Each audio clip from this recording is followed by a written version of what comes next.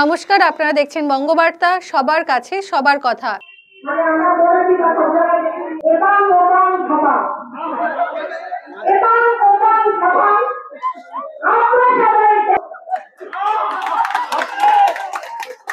একদিকে যখন বিকাশ ভবনের সামনে চাকরিহারা এসএসসির যোগ্য প্রার্থীরা রাস্তায় বসে প্রতিবাদ জ্ঞাপন করছেন, তখন কলেজ স্কোয়ারে মুখে কালি মেখে প্রতিবাদ বিক্ষোভে সামিল রাজ্যে টেট উত্তীর্ণ প্রার্থীরা। মঞ্চে দাঁড়িয়ে দিচ্ছে ঢপ, যোগ্য বেকার ভাবছে চপ, তাই সংগ্রাম চলছে চলবে।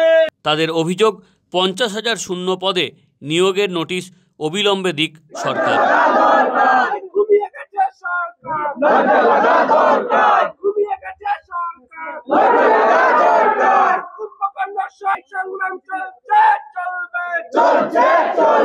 Bureau report, Bangabarta.